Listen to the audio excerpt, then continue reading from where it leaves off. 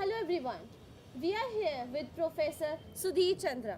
He is a noted historian and author of Gandhi and Impossible Possibility. Good afternoon, sir. Good afternoon. We welcome you here. Thanks. I am Astha Maheshwari from PGDM and from Media Conduit, first year student. And I would like to compliment you that it was a very informative session, and the name of the book, Gandhi, An Impossible Possibility, itself makes us inquisitive, and we could not stop ourselves from reading it. Now, I would like to ask you some questions.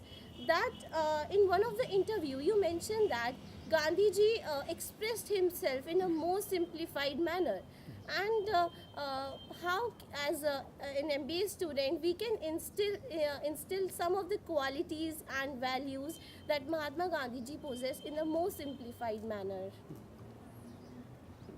First of all, thank you very much for your flattering compliments. Thank you, sir. See, Gandhi cared a great deal for simplicity and for purity. When we talk about his language, we have to remember his clothing. Think of this man who returns from London, a qualified barrister, clad like an English sahib, and then look at the kind of clothing he adopted with loin cloths, bare chest, and you may remember his famous statement about the king when he was going to meet the king and he was asked whether he would go like this or get himself clad properly. He said, no, I'll go like this. And then he joked that His Majesty is sufficiently clothed for both of us.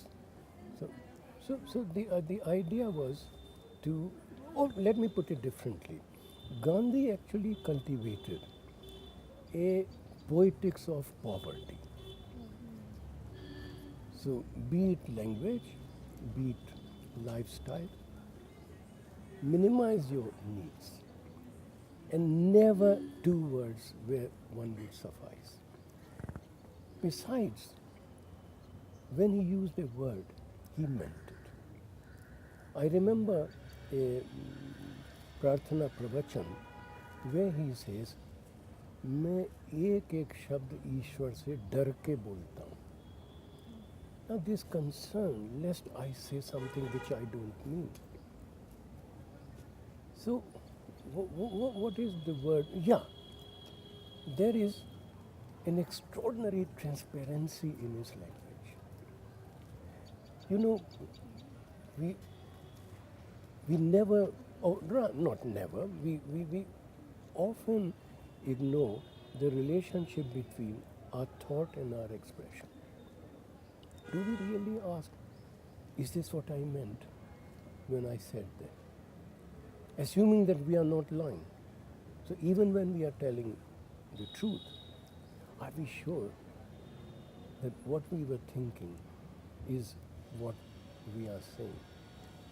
In Gandhi's case, you will notice that the wedge or the difference between the thought and the expression is minimal. I say minimal because it is impossible for us to say exactly what we feel.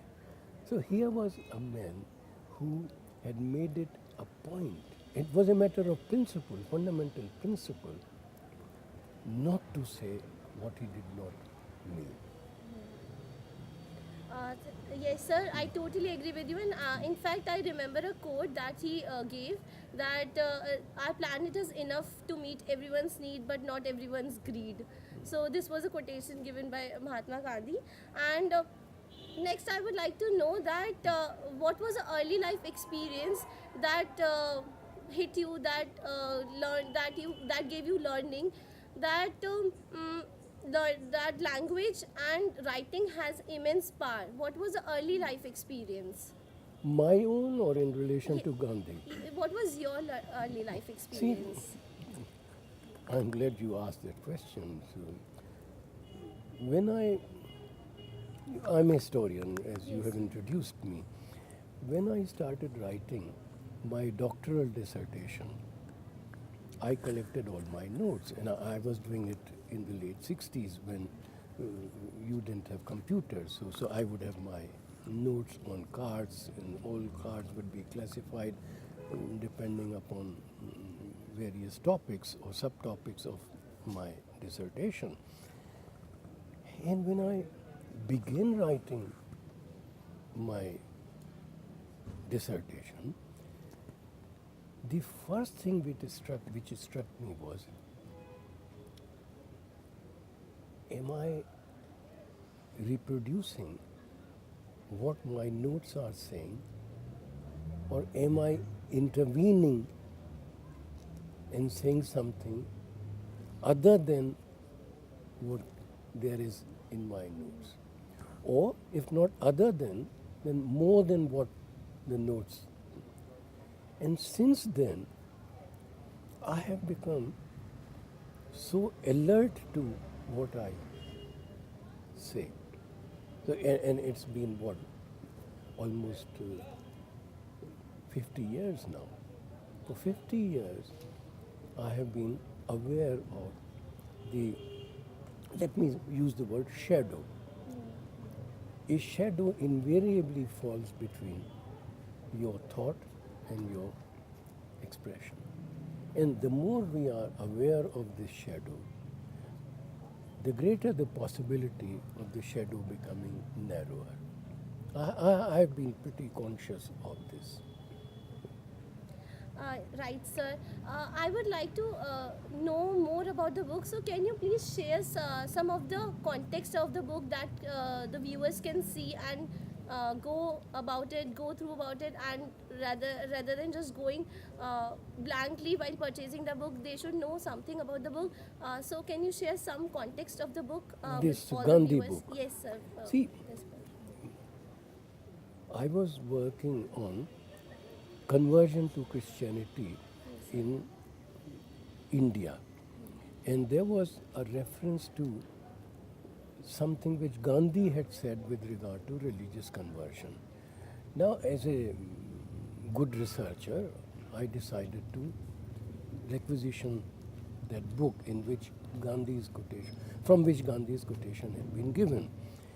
It was at the Nehru Memorial Museum and Library, and within a few hours the book was produced on my table. So I immediately went to that particular page from which that citation had been given. And when I read that page, I realized I needed to read the whole of it. It was part of Gandhi's Prarthana Pravachan. So I decided to read the whole of that day's Pravachan, of which this quotation was a part. And it was a life changing experience. Like I said earlier, I had never seen that kind of an extraordinary convergence between the thought and the expression. And the impact, the powerful impact which this reading created on me was such that I forgot my conversion thing and decided to read all the Prarthana Pravachans. And then they are here in a new reprint. Since they were in 2 volumes, so I requisitioned the second volume also. And these relate to Gandhi's last days. Now, reading these 2 volumes, I was so moved and I became so melancholic that Gandhi should have been reduced to that kind of loneliness, that kind of an ineffectuality during his last days. So I wrote an article in Hindi on Jansatta. Since I read these in Hindi, I thought the only thing I could do. And the title given for that article was Gandhi Ka Akelapan. And two persons, Professor Namwar Singh, an eminent Hindi scholar, and Ashok Maheshwari, the publisher of Raj Kamal, they told me that I needed to write a book. So, one reference regarding conversion to Christianity led me to these pravachans and the article and finally the book. And I must also tell you that the book did not come so easily to me. Raj Kamal gave me an advance. The first time I was given an advance to write a book. So, and this, I signed an agreement. It took me 10 years. When I was in France at an Institute of Advanced Study. Now, you don't write a book in Hindi in France. But I realized that this is when it needed to be written. It's a very small book, 170 pages. But there had to be a time. And when that time came, I wrote it. Now, when I say I wrote it, I think I must correct myself. I did not write it. The book got itself written by me. So we are all delighted to have you here, and thank you so much for giving us this precious time. And thank you, Saloni ma'am, for having us all here, and ma'am and sir here. Thank you. The pleasure is mine. Thank you, sir.